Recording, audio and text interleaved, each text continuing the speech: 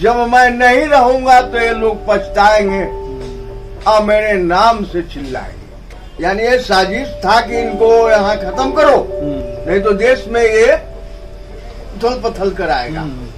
दुख के साथ कहना पड़ता है उस दिन को कि आज वो लोग जो अपने को जिनके लिए लड़ाई लड़ी जा रही थी, जो लड़ रहे थे बाबा साहब,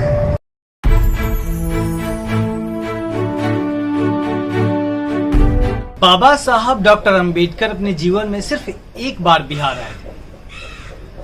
तब की कहानियां हैं, काफी आंदोलन हुआ था उस वक्त में। बाबा साहब का कई लोगों ने विरोध भी किया था।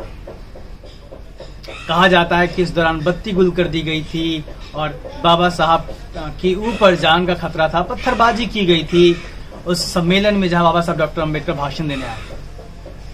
उस वक्त की जो यादें हैं वो सहेज के रखी है हमारे साथ। वो शख्स हैं रोहन भगत जी, और जिनका नाम है, बाद में उन्होंने नामांतरण किया जब उन्होंने बुद्धिज्म ग्रहण किया, भंते ज्ञान कीर्ति जी। हम उन्हीं के आवास पे हैं, उनके साथ हैं। और जो पीछे तस्वीर आप देख रहे हैं, जो तस्वीर लगी हुई है जहाँ पे शोषित जनसंघ और पिछड़ा वर्ग संघ है, और उसमें जो पीछे बैनर पकड़ के खड़े हैं दो लोग, उसमें से किस साइड वाला है सर आप? उजला कुर्ता जो है चंदापुरी जी का, चंदापुरी जी के पीछे।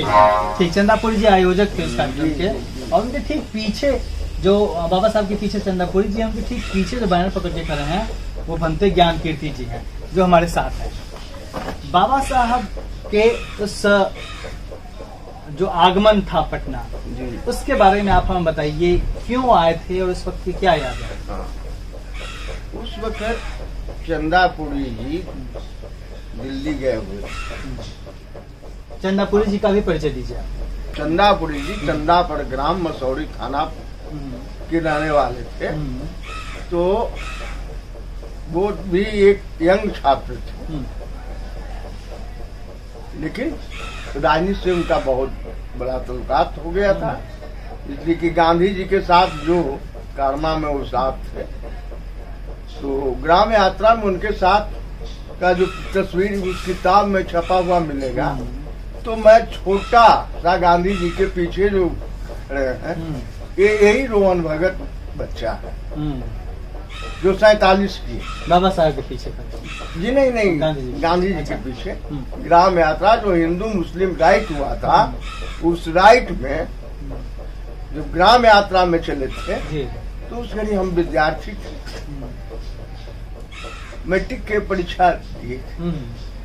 लेकिन ये जो सरकार बदलाव हुआ, आंदोलन हुआ, उसमें न मुझे साकेट पैकेट मिला न कोई डिग्री मिला। तो उस घड़ी से मैंने आपका समाज के साथ, आपके साथ जो भी कुछ कर्मा करते आए, ये चलते आ रहे हैं, वो आपके यहाँ पर भी प्रेजेंट कुछ देखने को मिलेंगे। अच्छा, आपका परिचय क्या हुआ?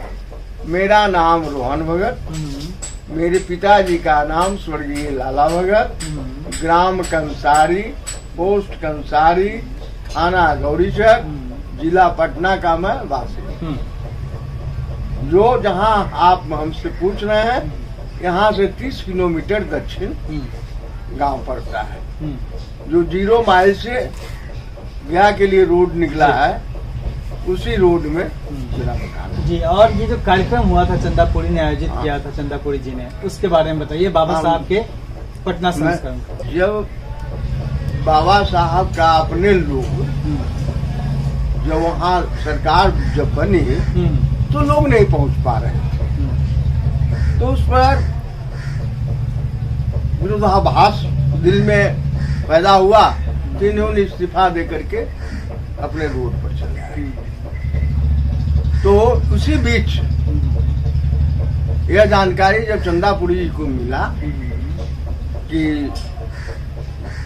डॉक्टर भीमराव अंबेडकर ने अपनी इस्तीफा दे करके, क्योंकि वो लोग समकक्ष के आदमी थे, तो निमंत्रण दिया, चलिए बिहार। बिहार में पहली बार उनको आगमन हुआ। उस आगमन में जब गांधी में पटना के गांधी उनके साथ उनकी पत्नी सविता अम्बेडकर भी आई थी। जी। गांधी मैदान में कार्यक्रम हुआ। गांधी मैदान में कोई फॉरवर्ड या बैकवर्ड या इस्लाम वाले या कोई क्रिश्चियन लोग प्रहार नहीं किया था। दुख के साथ कहना पड़ता है उस दिन को किया। आज वो लोग जो अपने को जिनके लिए लड़ाई लड़ी जा रही थी, जो लड़ रहे थे बाबा साहब, उन लोगों ने अपने किस लोग में आकर के घेराबंदी नकाबंदी किया, रोड़ा पत्थर भी चलने लगा। उसका भुक्त वही मैं भी हूँ जो सामने सर है। पे चोट लगी आपके। यहाँ जो सर जो जी। झुका हुआ देख रहे हैं, चोट लगने के बाद झुका। चंदापुर जी का ये जो फटा लीलार जो कुर्ता हाँ, पर जो दिख रहा है आपके सामने, तो गैरों ने नहीं मारा, मारा तो अपने लोगों ने मारा। उसमें अगर नाम को जी। स्मरण दिलाएं जी। तो जगजीवन बाबू पर तो दबाव यानी बन रहा था आपको दिल्ली नेहरू जी से। उनकी दबाव हो या उनकी प्रेम हो, यहाँ उनकी साजिश में के तहत ये आपको भोला शास्त्री के नाम सुने होंगे, जो बिहार का मुख्यमंत्री तक के पहुंचे। मुंगेरी लाल का नाम आप सुने होंगे, नरसिंह बैठा का नाम सुने होंगे। बाकी जो महान लोग अनुभूति जो संचालन कर रहे थे, उन लोगों का ये नाम है। और बाकी जो उनके दल थे, तो ये आपकी याद में क्या बात है? भाषण चल रहा था, उसी दौरान हंगामा हुआ था। जी, संध्या हो रहा था, यानी ये साजिश था कि इनको यहाँ खत्म करो। अगले लोगों की साजिश था कि इनको खत्म करो, नहीं तो देश में ये उथल पथल कराएगा। इसको लेकर के ये कांड हुआ था। इस कांड में 32 गुल कर दी गई। बंद कर दिया। क्या कहा था बाबा साहब ने उस वक्त? जैसे खड़ा हुआ वैसे तो ये कांड शुरू हो गया। लेकिन उसके बाद फिर उन्होंने बोलना तो शुरू किया। जब शांति जब हुआ तो उन्होंने इस बात अच्छा लोग तो फिर अफरा तफरी मच गई होगी एकदम। जी जी जी, कैसे बचाया आप लोगों ने बाबा साहब? जो आप खड़े देख रहे हैं उसी हालात में, जो मैं बहादुरी कहूंगी उनकी चंदापुरी जी की पत्नी सरस्वती सिन्हा को, मैं सविता अम्बेडकर को भी कहेंगे। सब लोग घेर लिए हैं। सब लोग बैठे हुए हैं। ये गफार साहब हैं जो इधर, जो बंगाल, माइक के ठीक नीचे, बंगाल से जिन्होंने अपना सीट छोड़ करके बाबा साहब को जीतने का मौका दिया था बंगाल से, तो फिर ये लोकसभा में गए। तो इस तरह से बीती थी बबुआ जी। क्या कहा फिर बाबा साहब ने हमले के बाद? उन्होंने कहा अपने लोगों ने पहचाना नहीं, जिसके लिए मैं कर रहा हूँ उन्हीं लोगों के द्वारा प्रहार है। जब मैं नहीं रहूंगा तो ये लोग पछताएंगे और मेरे नाम से चिल्लाएंगे। जो आज देखने को मिल रहा, उनकी प्रतिमा लग रहे हैं, लेकिन जिस दिन वो थे कुछ कर सकते थे। अच्छा, बाद में लोगों ने अफसोस जताया जब बाबा साहब की महानता बहुत आगे हो गई।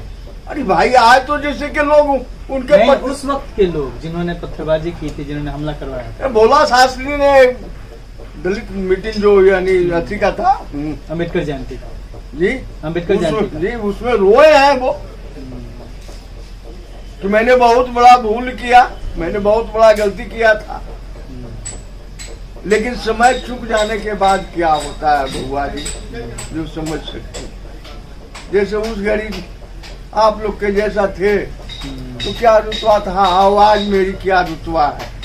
ये तो समझ रहे हैं कि बोल रहे हैं तो आवाज नहीं निकल रहा, माइंड से स्मरण बहुत सा शब्द जो है सो भूल रहे। एक चीज बताइए कि बाबा साहब से आपकी कोई बात हुई थी? हाँ, मैं उनको नहलाने का काम करते थे, उनको खाना ले जाने का काम करते थे सरस्वती भवन मंदिरी में, जहाँ पे वो रुके हुए थे। थे। कितने दिन रहे थे? बस एक रात। अच्छा, तो आपसे बात की उन्होंने, कुछ पूछा? हाँ। पूछा? पीठ थपथपाया, उन्होंने आशीर्वाद दिए कि यह लड़का आगे चल करके भी ये समाज का एक कारमा लेके चलेगा। चंदापुरी जी से कहे थे, चंदापुरी जी, यह लड़का सब कुछ होने के बाद अपने सीने को पीछे झुकाया नहीं, यानी इसको चोट लगने के बाद उन्होंने इस बात कहे कि सब कुछ होने के बाद इन्होंने अपने आप को झुकाया नहीं। अच्छा, मैं आपको रोकूंगा। मैं जब यहाँ आया, मुझे पता चला इनके बारे में कि बाबा साहब के साथ इन्होंने वक्त बिताया था, तो मैं आया और ये एक जमीन है जो सरकारी जमीन हुआ करती थी, और इसे बाद में किस संगठन को दिया गया? ये महात्मा ज्योतिराव फुले स्मारक स्थल, उसको जमीन दे दी गई। घर में बाबा साहब अम्बेडकर का है, इसके आगे अच्छा। गौतम बुद्ध विहार, तो ये यहाँ पर 6-7 संस्था का हमें एक साथ दिया गया। अच्छा, आप यहाँ पे शुरू से ही हैं इस पे? जी, 35 साल तो हमने गुजारा, जिस दिन यह नदी के रूप में था। तो ये जब सरकारी जमीन संस्थान को दे दी गई, और मुझे लिटरली बहुत दुख हुआ देख के कि यहाँ पे कोई इमारत ढंग की नहीं बनी है। जिस तरीके से ज्ञान कीर्ति जी हैं, मंत्री ज्ञान कीर्ति, जिन्होंने जो बाबा साहब के साथ रहे, उनकी जान बचाई, उनके साथ खड़े हुए, उनकी तरफ जो पत्थर आ रहा था इन्होंने उसको अपने सर पे लिया। वो यहाँ रहते हैं और समाज ने सुध नहीं ली कि एक अच्छी जगह बना ली जाए जहाँ लोगों को बैठने, क्योंकि लंबा चौड़ा इलाका है। मुझे लगता है कि कितनी जमीन होगी ये? 12-13 कट्ठा से 12-13 कट्ठा होगी। 12-13 कट्ठा एक काफी बड़ा वर्ग होता है, बड़ा क्षेत्रफल होता है। तो लोगों ने नहीं सोचा कि आप हैं, बुजुर्ग हैं, और आपने इतना काम किया समाज के लिए, एक अच्छा बना दिया जाए, एक संस्था बना दिया जाए, मीटिंग हॉल बना दिया जाए जहाँ लोग आए जाएं। ये तो जंगल की तरह वीरान पड़ा हुआ है। बाबूजी, ये कहने में शर्म लगता है, और अपने लोगों को एक अवहेलना होती है। अगर यह लोग सोचते तो मैंने उस दिन चलकर आज 7 संस्था का निर्माण कराया। अब गिनती कर दीजिए, पिछड़ा वर्ग संघ हो गया,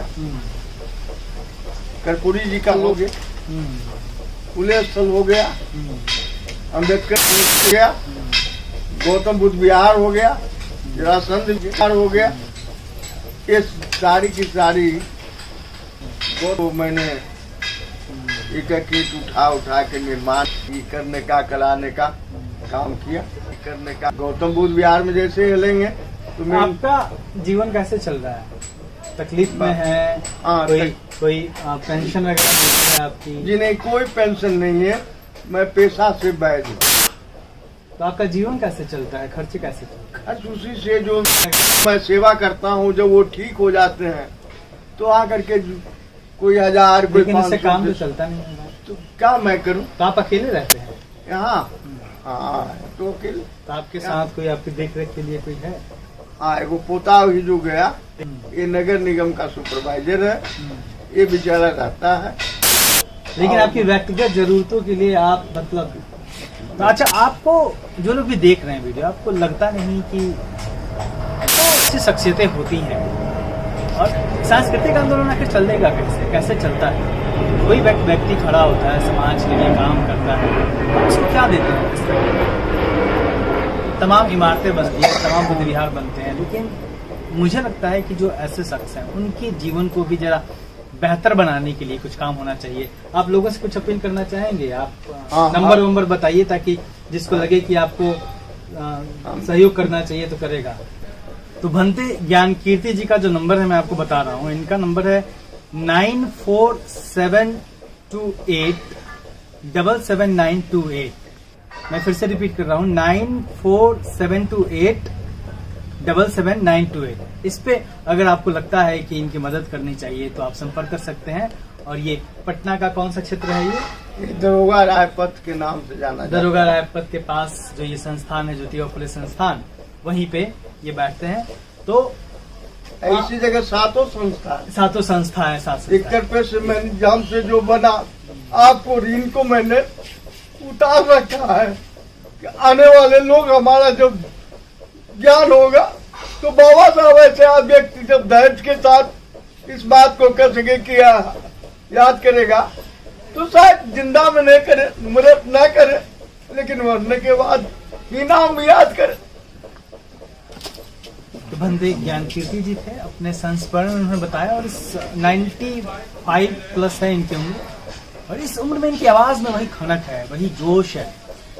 जो लोग महापुरुषों के साथ जिन्होंने अपना वक्त बिताया होता है, खुद ब खुद उनके भीतर एक तेज होता है, एक जोश होता है, एक उमंग रहता है। उस याद के साथ वो अपनी जिंदगी बिता देते हैं। महत्वपूर्ण समय दिया इन्होंने अपनी जिंदगी का।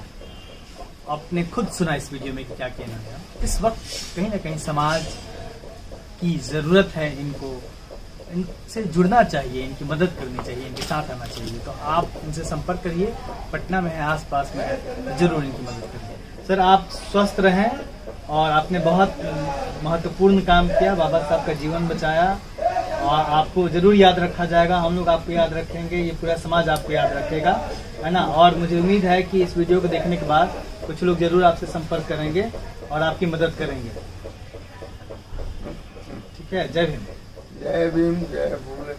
पटना से साथी सुशील कुमार के साथ मैं अशोक दास।